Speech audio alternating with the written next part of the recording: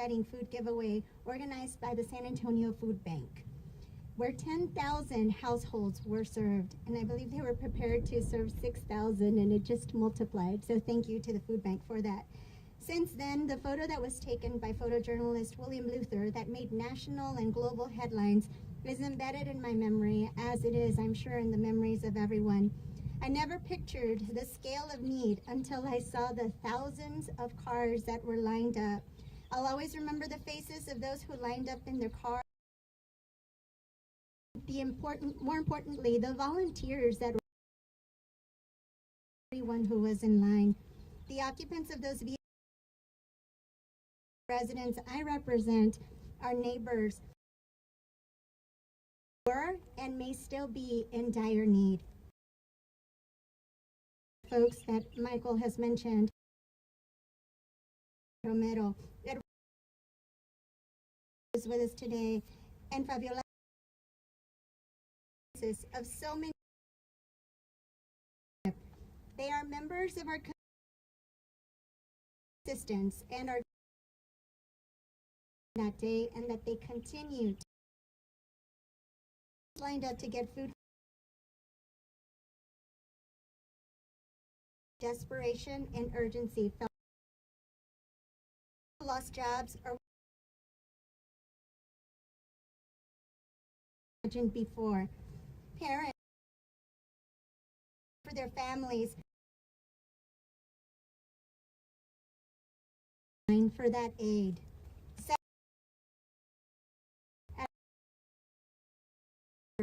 Who are even greater need. The that day of times we managed community recovery of our most vulnerable residents. Relations and support.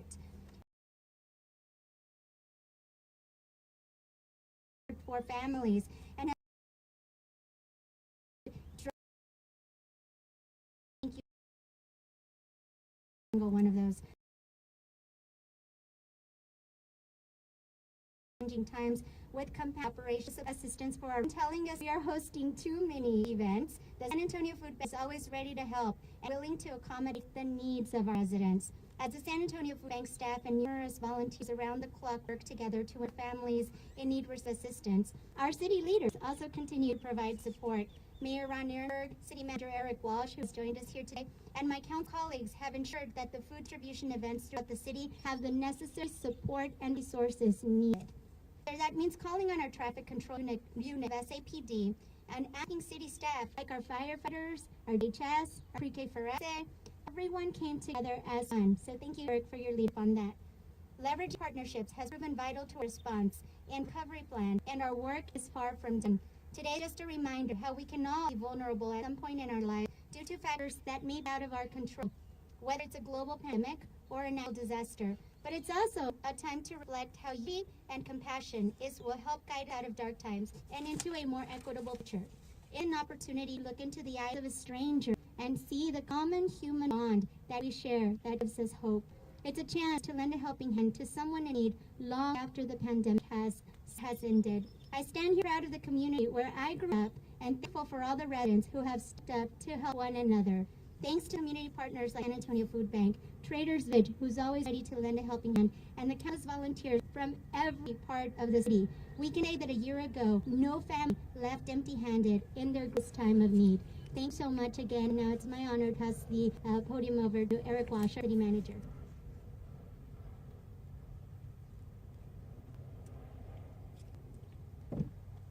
Thank you, Councilwoman, and Eric, thank you for inviting me here today. I think there are points of 2020 that probably all remember, and a year ago today was one of those points. I remember distinctly where I was at in Plaza Damas when I got a call for additional assistance, and I know the police department was out here providing traffic control. But it was a frantic call. I remember that that you needed help, and I want to thank the Parks and Rec employees who ended up coming out here and working really hard and getting incorporated into a number of the drives. A lot of city employees' jobs changed last year, and to a certain extent, they still are a little bit different now. But I think that's just a quick example of how partnerships, like the councilwoman talked about, got us to where we're at today and will continue to get us beyond to address the issues that we have. I want to thank you for your leadership, Eric, and Mario, and your entire team. It has been it was a long year, and that partnership has to be done and tied together with other agencies. The city can't do it alone. The food bank can't do it alone. Volunteers can't do it alone. It's all of us working together. And I think that moment in this parking lot last year, while we all remember elements of it, is a prime example of the work that needs to continue. And I appreciate the words from Representative from Trinidad Village, because you walked into it thinking one thing, and that was much how we all saw 2020. We are still your community partner, and we'll be your community partner going forward. There were a lot of employees, like pre-K4S employees, who, when we shut down our schools, got incorporated into your operations. And at the end of the day, we worked together. We used the resources we have, and while rowing in the same direction, trying to address the same issues. And the city will always be a partner. And hopefully we don't go through a year like that. But if we can make through a year like 2020, there are certainly a lot of other things that we need to tackle. And I think that's what the councilwoman was referring to. So I'm appreciative of having that moment of clarity and points that I can remember, Eric, and we'll get through this. And I appreciate the support of the city and everything they do.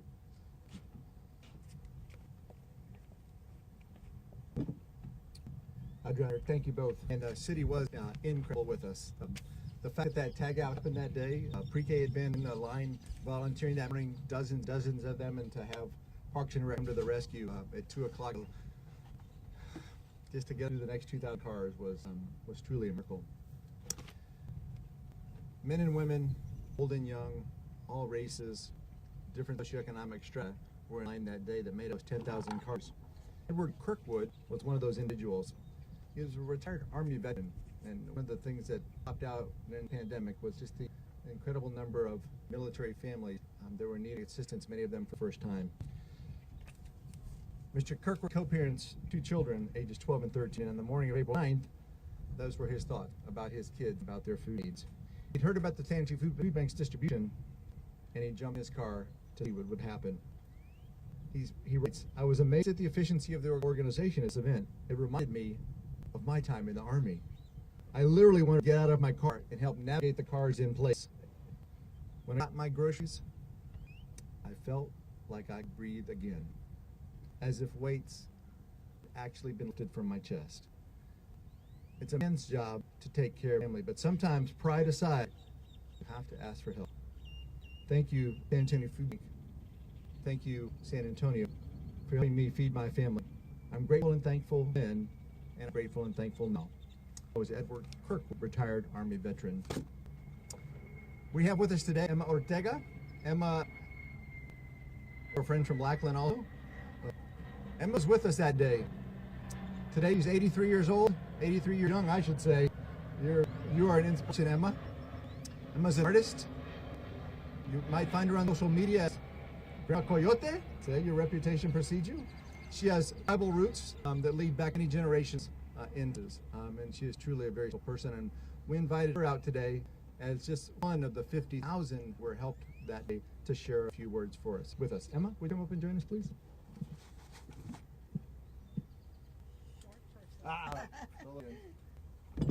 Good morning. Thank you for inviting me to speak. For wanting to hear voices, or the voice of an old woman that waited in line for 3 hours.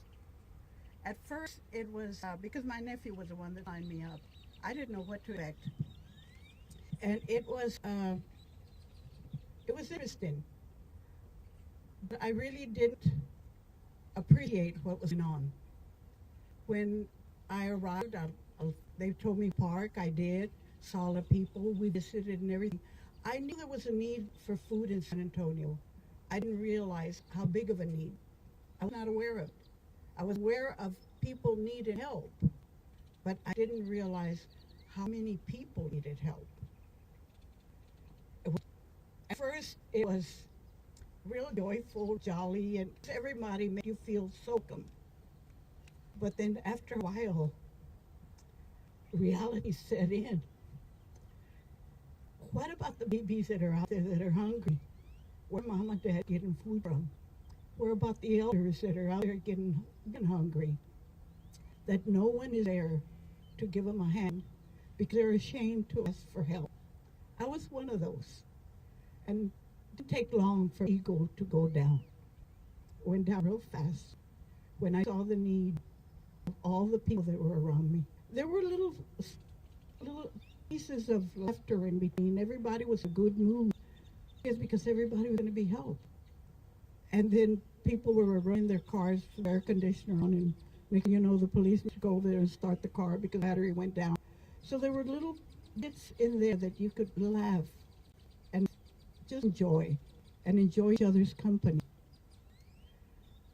And every time you're in line and you went to another area, all the helpers were smiling at you, asking you, how are you, having a good day, are you okay? That meant so much. Because it wasn't just the distribution of food that was being done. We're picking up on their positive energy. And sometimes positive energy can heal more than just food that we put in our bodies. So you weren't made to feel ashamed. You were in that line. I cannot say enough of good things of the food bank. Even now, they take a box to my house, canned goods, milk, whatever is in there, and I can make a meal out of nothing. But when I have all this, I can make a feast.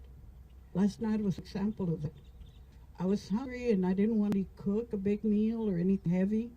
And I remember that in the box I'd received this week, I had seen some mixed vegetables, some tomatoes. And I said, oh, sounds good. So I blended them together. I added a few little spices. I wish I had basil, because I would have added basil to it and it would have been much better, but I didn't. But it was so good. It was filling, it wasn't heavy, it was just good. And times the rice, what did you get? You mix it with vegetables. You mix it with different things that are in there and you create all kinds of meals. And then you can share them with somebody.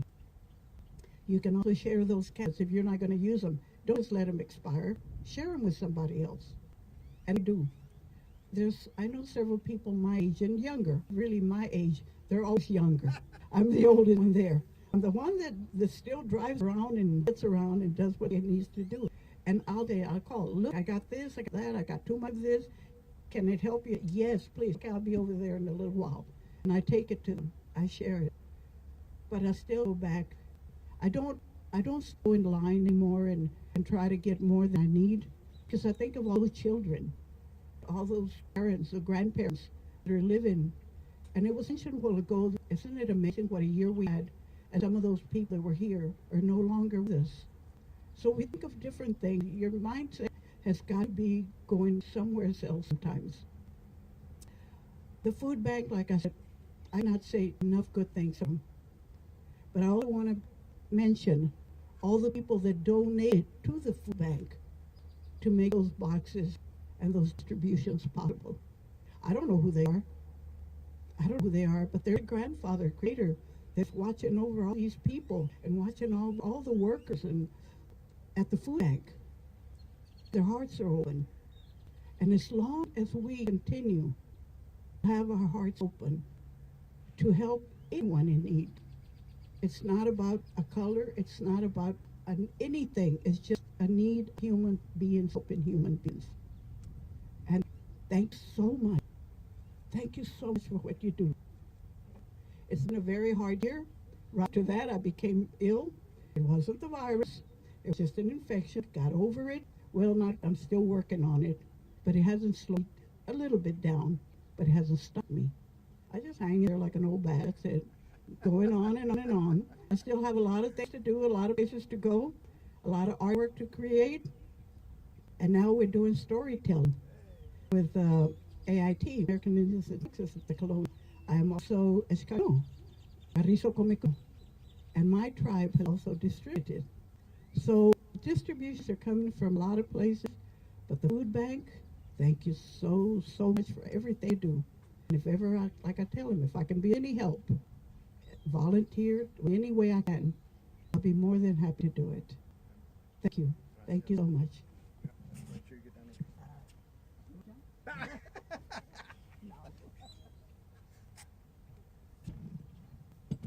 Really need to say anything for that, do we? You know, just, Emma, thank you. You embody the soul of our great city in so many ways. Muchas gracias. Melissa Romero is a mother of two, Isaiah and Isabella. She had this to share with us. When I came into the line and it was time for me to get my food, I couldn't really focus on what was being given, but I knew it was healthy because I could see all the greens. Seeing this made me feel validated. I was human once again, and I was being treated like royalty in the distribution line. Food is medicine, and my children and I couldn't thank the food bank enough for the nourishment. I'd like to bring out the president and CEO of the Seattle Food Bank, now in his 12th year leading this organization, and the man who was behind our Traders Village distribution a year ago, Mr. Eric Cooper.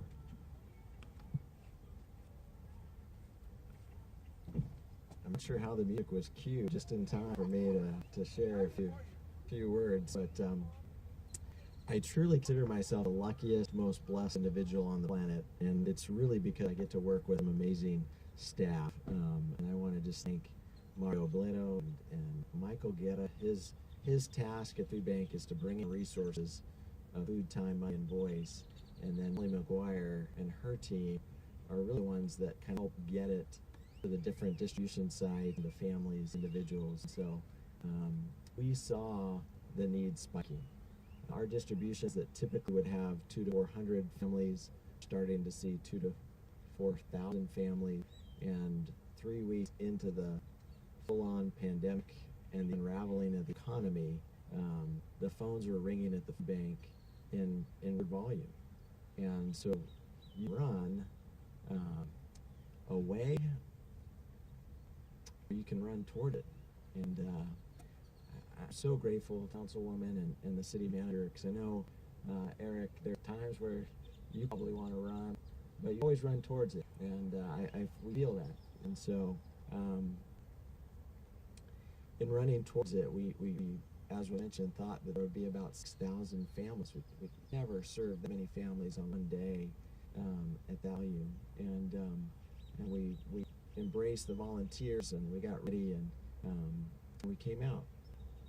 Little did we know it'd be 10,000 families instead of the 6,000, and that's roughly 50,000 individuals that Mike mentioned. But coming out today, driving down 410, brought some memories. In some ways, as I pulled up, I thought a little bit of trauma, right? A little bit of stress, because I remember getting the distribution started and leaving to go do some homebound deliveries with some volunteers.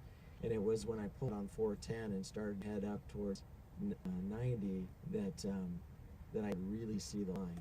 And I kept driving up 410, and the cars just didn't stop. And so our COO, Erica Borrego, was back at the warehouse, and we just, plan on sending more trucks, more food. And the importance of not sending anyone away hungry, not letting someone leave empty-handed. And so the food came, and the volunteers kept working and made those deliveries, came back here to Traders Village, who was amazing, and it's allowing us to use this incredible tarmac, is what we called it, but parking lot, it's massive. But it was the right location for us to be able to meet that unprecedented need. It was that moment that a typical distribution would have concluded for 6,000, and at least in our math, but there were still several thousand families waiting to get food, and the volunteers were so tired and so fatigued. It was a day, we think a year ago today, and it was overcast and it was going to get close to 100, and everyone was so tired. And it was that fatigue that I called Eric and said, hey, we need help. We've got volunteers that are overwhelmed, and we've still got several thousand families still to serve. So can you send anybody? And so that's when Parks came and strengthened volunteers, and kind of gave hope to those that were on the serving line. And my biggest anxiety was just that the families were in comfort, knowing that they already experienced struggle, that I didn't want to add to the struggle by having them wait in a car for so long. And so we all rallied, and we started to continue to load the cars, and I stayed until the end, till the last cars were loaded, and I met this amazing family, and I've shared their story because I think it is so San Antonio and so Riverwalk. They met, the husband and wife, and they met while working for the same hotel downtown, and that's when they started dating and got married and bought their home and had their 3 beautiful children. And then the husband worked the evenings and the wife worked during the day so that they could handle childcare. And they knew something was wrong when the general manager of the hotel called in at the same time. And everybody at the hotel were asked, told they were all being let go, that they were being furloughed because there was, no guests, no money, no jobs. And so they both said they got in their minivan and drove home, worried about how they were going to make their mortgage, how they were going to feed their kids, how they were going to cover their health care, because they were so afraid now they were going to get the virus and not have health insurance because of not having a job. And they came to get food. I met their 3 kids. Their heads popped along the back seat of that minivan as we loaded those groceries, and they were so excited and they were so grateful. But I just said, I'm so sorry you had to wait, and they were just like, you're fine, it's good, don't worry. We're just so grateful that we could get food, that you were here, that we could come, that there's some organization, that our community was here. And it was a privilege to be here. And I always think that, Miss Ortega said I could call her Grandma, so Grandma Ortega, I don't know who needed that moment the most. Was it our city and those with resources, those volunteers needed that opportunity to give, serve, and love? Or those that were receiving love? But it's within that balance of giving and being and that I think our city sets, and how proud I was of our city for stepping up. Yeah, absolutely no coincidence. So, this opportunity to have all of you here, knowing how busy all of your schedules are, just to pause and recognize that moment is pretty incredible. And I am so grateful. I started with saying that Michael's job is food, time, money, and voice. And part of our voices is out social media, it's out prayer, but it is connecting with the media. And you all told the story. William Luther and the Express News captured the world needed to see on that day.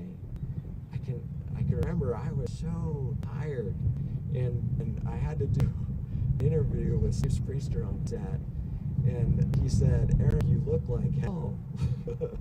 And I'm like, "You're supposed to be nice to the food bank guy, like come on." And he goes, "No, really, you look terrible." And I was just so overwhelmed, and then was sitting trying to get a bite myself to eat, and seeing online those photos, and then almost being puzzled by photos. Like, was that distribution? I mean, it was just, those photos said what the data and statistics. Those photos said struggle. They said need. They said what the pandemic was ultimately going to be all about, and that's basic needs have to be met, and that there was going to be a tidal wave that would come, and we would have to respond. We would have to choose: do we run away from it or do we run towards it? The next morning, I was on Good Morning America, Dr. Phil, and CNN, and Fox News, and they all wanted to talk about what had happened and this line of cars. And for us in San Antonio to talk about the line of cars that were in every city across the world, and that people were hurting, and there was a need, and that we as community could respond, but it was responding from private sector and the public sector that could address these basic needs.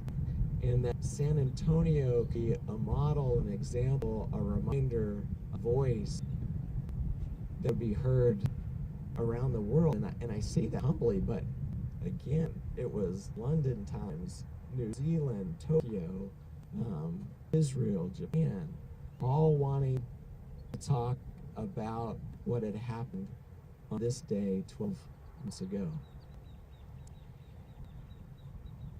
It birthed San Antonio Strong, and I'm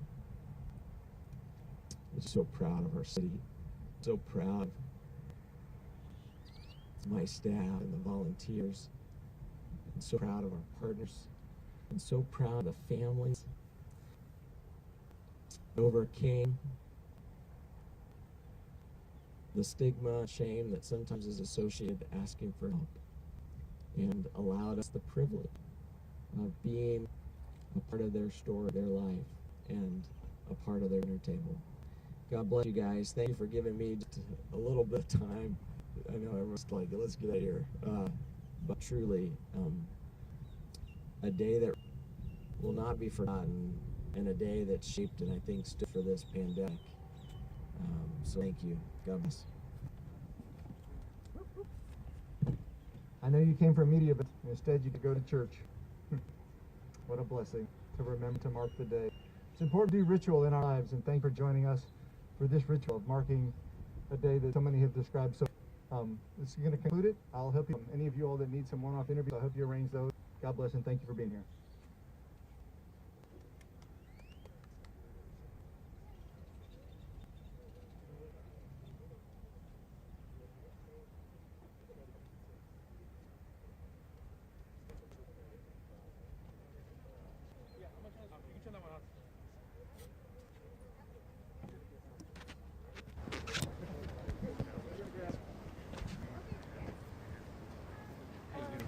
How are you? See you. Hey. So this will be short.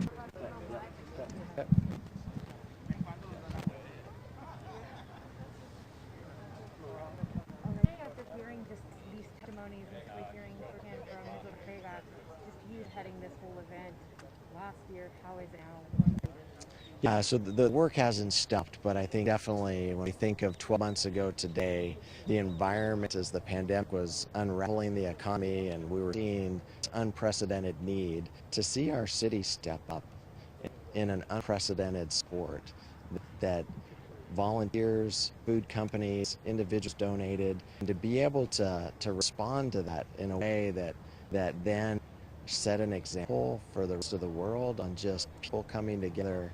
And then what this day meant, and I think we'll understand what needs would come with the pandemic, the need for basic things like food, the need for people to stay in their homes, rent, the need for healthcare, and how we're all vulnerable. I think it was that image that was captured that just reminded us and helped educate all of us on what this was going to be all about. And I'm so proud of our city. humbled, I mean, even in getting here today, like it's a year past, and but I think it was important us just to gather, to reflect. Ultimately, it was about those 10,000 families, those 50,000 people, individuals, Miss Ortega, that needed hope, and they found it here in this parking lot at Trader's Edge a year ago. You mentioned the families and the stigma.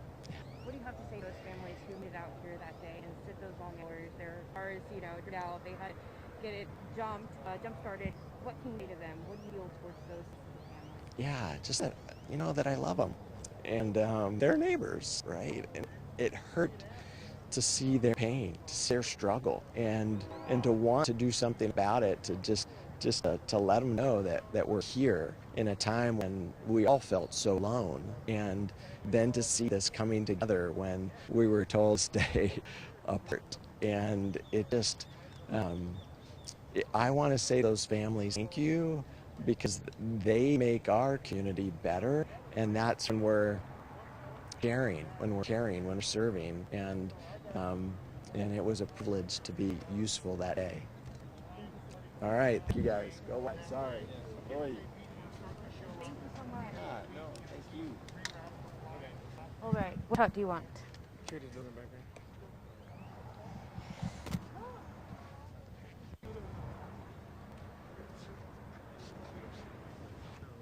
Close it? Oh, okay.